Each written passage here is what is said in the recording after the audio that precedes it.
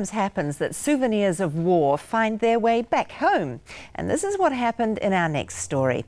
Carterton widow Greta Hollywood and her friend, historian Adele Pentony-Graham, felt it was time that a taonga that had once been liberated from war-torn Italy should now be returned home. Ke te karanga mai, te hau kainga. Late November 1944, and the front was engulfing the Italian town of Faenza.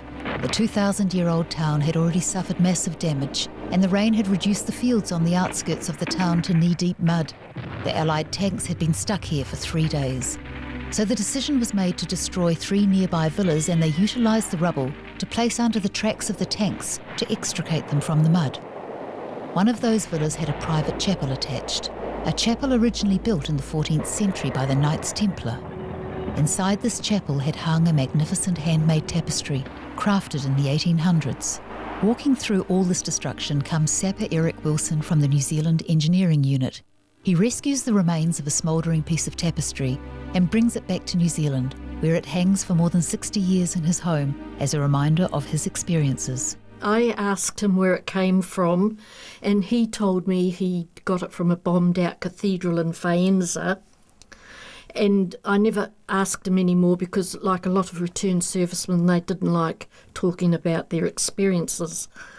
But he said it was from a bigger piece of tapestry, and I always imagined that there was another piece of tapestry in a church somewhere over there. But since sending it back, and since we've heard back, that's not the story. About 20 years ago, I decided I'd like to send it back to its original place. Greta sought advice from her historian friend Adele Pentony-Graham. The maker had embroidered her details on the back of the tapestry. It said Faenza Cathedral, Anna Catoli, 1887. And I found out she had this lovely piece of tapestry and she wanted it returned to Italy. I put Faenza, and I would like help please, on a Roots website. I went out again, I came back at 3 o'clock and had a phone call from a gentleman up at Havelock North, and he says, you've got a message about a piece of tapestry you want returned to Italy. I said, yes, Faenza. And it was his father that used to be over there in the Second World War with the army, and he met his wife over in Faenza, and he was the vital link for us to have it returned through his family.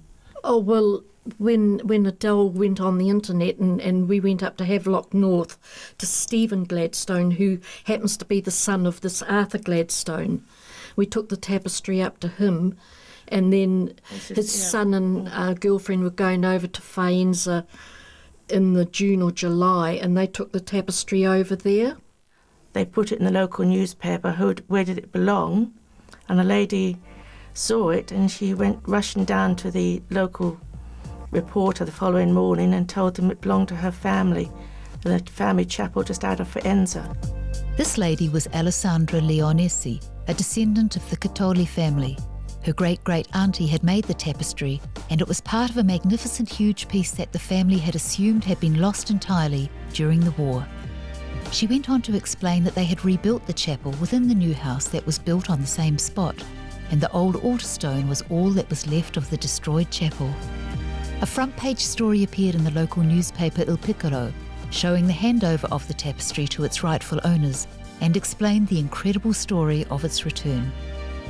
I was very sad to send it back because I'd had it for 60 years and I really loved that tapestry, but I knew that it should go back to where it originated from. It was very sad to see it go, but it's back in Italy and where it belongs.